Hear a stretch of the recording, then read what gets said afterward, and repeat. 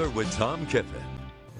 Compared to earlier this week, we finally get to show off some sun today. Yeah, but if you were up early this morning, you looked out the window and you were like, oh no, not again, not another day with overcast skies. But the clouds moved out pretty quick. We got a good deal of sunshine already by 10 a.m. this morning, and then as we got into the lunchtime hour, just a few passing clouds. But that was it. An overall beautiful fall day, Becca, and temperatures rebounded nicely into the 60s to around 70 in the Marquette area. And then as the sun went down just after 8 o'clock, and in fact Saturday night is an 8 o'clock sunset, and we're going to continue to see those sunsets get earlier and earlier. Quick check of the tropics here. This is Hurricane Lee. I'm going to pop on the forecast data here. Has winds of 85 miles per hour here, and it's not letting me minimize it here, but there it is, 85 miles per hour. I just want to show you the track. It is going to come close to the state of Maine, going to go through the Gulf of Maine this weekend and into the Canadian Maritimes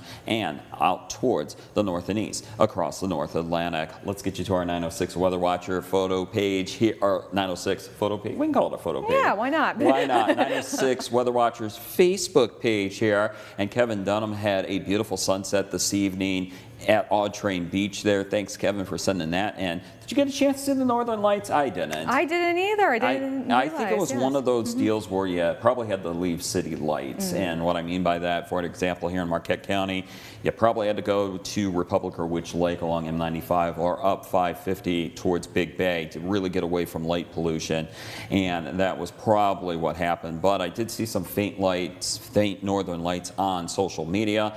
And Sally Smith of Houghton also caught faint northern lights. But of course, Becca, we were also fighting the cloud cover over the past couple of days here, so that also made it tough to see the lights on top of if you were in a city area such as Escanaba and also Marquette with the light pollution, kind of tough there. But I'll tell you what, looks like Honor Flight, Upper Peninsula Honor Flight, I was tracking them on Facebook all day, Becca, and it looks like they had a great time. The weather was amazing in Washington, D.C. It looks like the sunshine was out. Hopefully the humidity wasn't too horrible in D.C. here, because in the summertime it can get quite warm there. It's almost like a southern city there in June, July, and August, but it looks like they had an amazing time there. This was mission number 22 from Escanaba to Washington, D.C. and back, and it looks like they had a pretty good crowd welcoming them back to the Delta County Airport last night as well. Thank you all to your service to this country. If you'd like to join our 906 Weather Watcher photo page on Facebook, feel free to join. We'd love to show off your photos during WJMN Local 3 News and also upmatters.com. Local 3 Radar Network, you can see we do have rain showers to the west of us across Minnesota and also extending back to South Dakota, but I think for the rest of the night we do stay dry. Won't be as cold as what it was last night. I showed you at the top of this segment the cloud cover that was around Marquette. That's why temperatures really didn't fall as far as what they were predicted, but west of us it did. But not as cold as last night. No 30s are in the weather forecast tonight, but rain showers are in the weather forecast for tomorrow and this weekend. And overall, we are looking at above average temperatures. The exception will be Sunday when it cools off a little bit.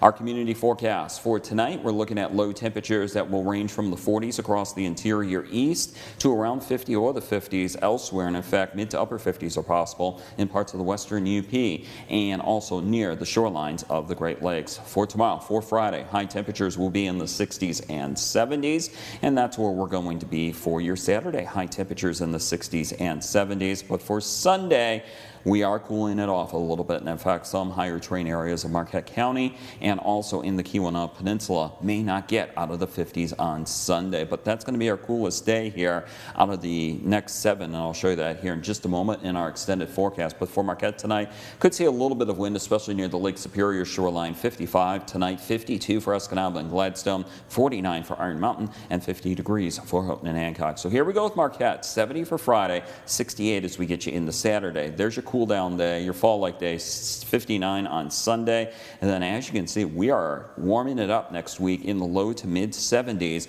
And keep in mind, our average high temperature for this time of year is 67. So when you start seeing temperatures in the 70s, as you start getting into late September, you can consider that warm. 70 for Friday for Escanaba, 70 on Saturday. Rain showers are possible. And I just want to mention, this isn't an all-day washout, but rain showers will be possible tomorrow and this weekend. 65 on Sunday, 66 66 on Monday, and then right around 70 or the 70s for the middle of next week. For Iron Mountain Kingsford, we'll have 71 on Friday, 70 on Saturday, 64 on Sunday, 67 as we get you into Monday, and then we're into the 70s for Tuesday, Wednesday, and Thursday. And then for Houghton and Hancock, we'll have 68 for Friday, 67 on Saturday, 62 a little bit cooler on Sunday, and then 65 as we go into the daytime on Monday, 73 for Tuesday, and then middle 70s for the early part of next week. So Becca, summer's not going down yet here. We got some warmer temperatures that are on the way as we go into the middle to perhaps the end of next week. We'll see how that all pans on out though.